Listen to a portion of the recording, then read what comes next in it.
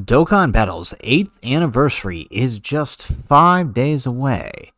You're probably wondering, what banner is the most valuable?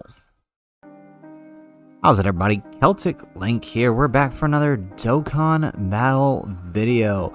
In this video, we're going to talk about the banners once again for this year's 8th anniversary. But this time, we're going to look at it more under the lens of which banner is the most valuable. Obviously, you know, certain things to consider are, number one, your box, right? Before we talk about what banner is the most valuable, you really have to look at how long you've been playing the game, what characters you do have, what characters you still need, and when those characters might be returning in the future, because that will determine which banner is the most valuable for you, because that value may not be the same for everybody else. So all we're going to do here is kind of take a look at the banners at a glance and decide just in a vacuum which banner is the most valuable. So let's go ahead, let's hop in. Let's start with the Dokkan Festival banners, right? We have the Dokkan Festival Super Saiyan 2 Vegeta and Super Saiyan 3 Goku banner. This banner will contain obviously the main attraction, the Z Duo LR. They have their banner unit, the Gotenks, and the Piccolo. This is the first return of the Gamma 1, the LR Cooler, the Full Power Frieza, the LR Gods, the LR Blue Vegeta, Gogeta, and STR Vegito and GT Vegeta. On the other banner, we have the LR Super Saiyan 4 Vegeta and GT Goku. Their banner unit, the Nova and Ice Shenron. The return of the Gamma 2, the AGL Super Saiyans, the Ent LR Namek Goku, the LR Super Saiyan 4s, AGL UI Goku, Tech Vegito, and Bootanks, and GT Goku. So, at a glance, I remember back when this dropped on JP, and everybody was like, whoa, whoa, whoa, whoa. These guys' banners are leagues ahead of the other one. But a lot has changed since that initial reveal. We've had EZAs, we have new units that have dropped that may change the perspective of each banner, right? So just taking a look here, let's note that the big draw to these banners, aside the main LRs, is the return of these two units here. It's the first return of the Gamma 1 and 2, and the first return of the LR Cooler and the LR AGL Super Saiyan. So given this, at the time, a lot of people were saying, hey, Gamma 1 is way better than Gamma 2, and Cooler is way better than the AGL Super Saiyan. So clearly this is the better banner. But, the more, I think now more people have sort of warmed up to Gamma 2, especially those who use him on Superhero as a floating support. They see how useful he is on that team. That definitely shines a light on this banner, right? This does give the banner a little more value now that we can see these two on equal footing. This guy still does his job well for defensive support and his tanking. On the other hand, comparing the Cooler and the AGL Super Saiyan duo, right? The Cooler is still, I would say, better than the AGL Super Saiyan duo. I love these guys. They're great. They're fun to use, but I mean, there can be no question about it. Cooler is definitely the better LR of the two. So, right, we're 1 for 1 there as far as the two main returning units. As far as the banner units go, I kind of skipped over those because, well, they're kind of worthy of skipping over. Neither one is that good, but I guess the Gotenks and Piccolo are slightly better than these two, and that's only because these two don't have a home, right? At least Gotenks and Piccolo can be run on like Majin Buu Saga, which has some pretty decent cards, but these guys, GT Bosses, Shadow Dragon Saga, they don't have much. So until we get that LR Omega Shenron, then these guys aren't as useful. But at least these guys have a home. So we're 2 on this side, 1 on this side, right? So moving on. Between the Namek Goku and the Frieza, I would say the They're pretty even. They both have their uses. Obviously they're both restricted to fighting each other. Frieza's a little less restricted, I feel like, and then plus his team is obviously a little bit stronger with the likes of LR Cooler, but Namek Goku does have a place, right? He fits on a lot of the big Goku teams, Super Saiyans and whatnot. But obviously these guys got aged out pretty quick at the 7-year anniversary, so maybe not the most value for either one of these, and at this point many of you have probably picked up a copy or two. Now, moving on from this second return of these worldwide units, right? This was the second return of the 7th anniversary LRs, the GT Super Saiyan 4s and the LR Gods. Obviously at the time, everybody was still kind of like on the Gods side because they were definitely, their team had been constantly getting buffed all throughout post 7-year anniversary. Movie Heroes is now a phenomenal team. Power Beyond Super Saiyan, a great team still. And their team just kept getting buffs, right? They have one of the best TURs as their partner, right? The Fizz God Goku. So, the gods definitely have an advantage. But now, as of me recording this video, these guys have the LR Full Power Super Saiyan 4 Goku, the Tanabata unit, as one of their best partners. So, I mean, I would say they're pretty even. Having run these guys next to their best partner there, the Full Power Super Saiyan 4 Goku, these guys are like on a whole other level than we've ever seen them before.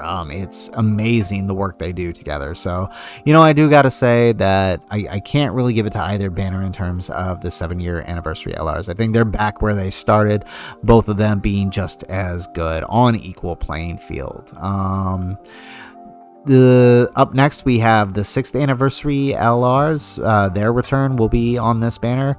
They're pretty even. I mean, I guess it depends on what you need them for. I find UI Goku to be a little more useful. I tend to use him a little more when I'm running the ROF Blues because his dodge tanking is very helpful. But the Super Saiyan Blue Evolution Vegeta with his build-up on damage reduction can be useful.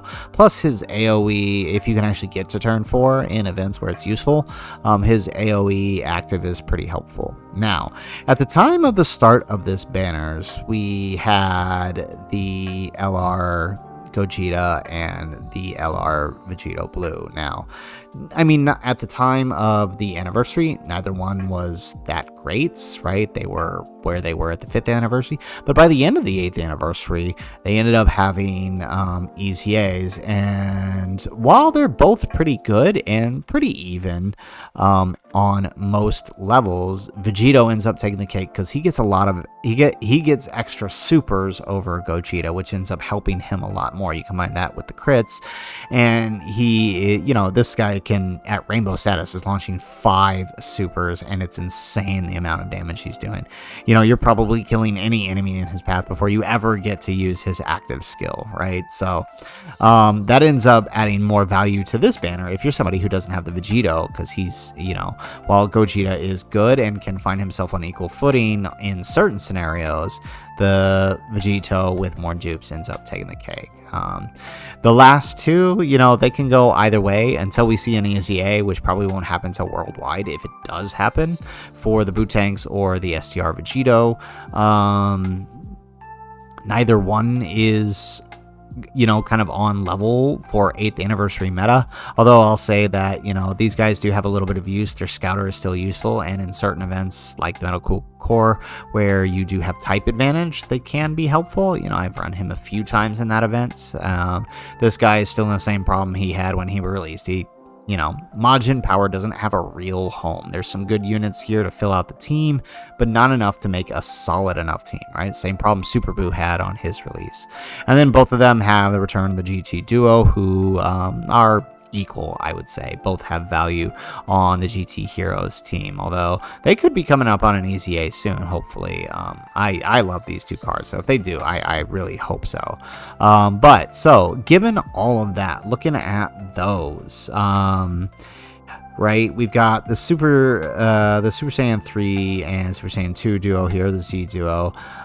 We've got the Gamma 1, the Cooler, the Gods, and the Vegeta, right? So that's 1, 2, 3, 4 on this banner.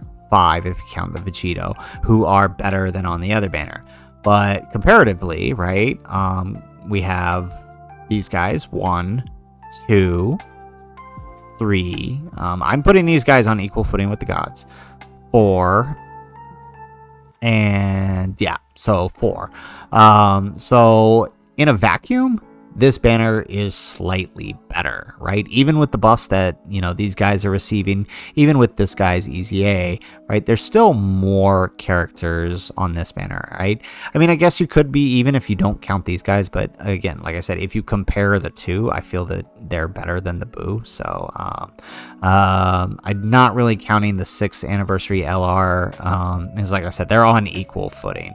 So, I mean, realistically, in a vacuum, this banner is better, but knowing the full power Super Saiyan 4 is coming up, these guys are a great benefit to that. So if that is a card you're interested in, this banner is obviously going to be more valuable to you. If you're not interested in that card, then this might be the more valuable banner. But note something, like if you're rating the value of this banner on the Gamma 1 or Gamma 2, or on the worldwide units, know that in a month, this guy and these guys are returning. In September, these guys are returning after the August Dokkan Festival during the next worldwide celebration. The Gamma 1 and Gamma 2 could likely return there as well, but we know for sure they are returning on the Thank You Celebration banner, whenever that ends up being. Whether that ends up being December or in November, the Gammas will be on that banner with the LR Full Power Super Saiyan 4. So something to consider there, that, you know, on either banner, you know, both big units that were returning could see a return within a month. So just something to consider. But in a vacuum, the Z Duo banner is slightly better, but knowing what lies ahead, you might find this banner more useful. And that's just for part 1. For part 2, we'll just hit it real quick. In a vacuum, right, the Gohan banner has the Metal Cooler, has Golden Frieza, Grade 8 Vegeta, Gohan himself, Goku Piccolo, the GT Trio, and LR Krillin and Gohan. The Kai Goku banner has Kai Goku, Birdku, Zamasu, Vegeta, Kaioken Goku, Goku and Gohan, and Fizz Cell for the LRs. Now, Kai Goku has the advantage of having Birdku and Kai Goku himself, who is way better than the Gohan, to be completely honest. He's doing a lot for the team, right? He's got damage reduction, he's got that heal, right? He's got that survive KO skill, which can be helpful. But the flip side of that is Gohan's banner has Goku Piccolo, who are a great LR, has Golden Frieza, who's an extremely good LR, and obviously Metal Cooler, who, you know, his revive is all but necessary. I mean, I guess you could use Birdku, but I like using Metal Cooler because it's easier to proc.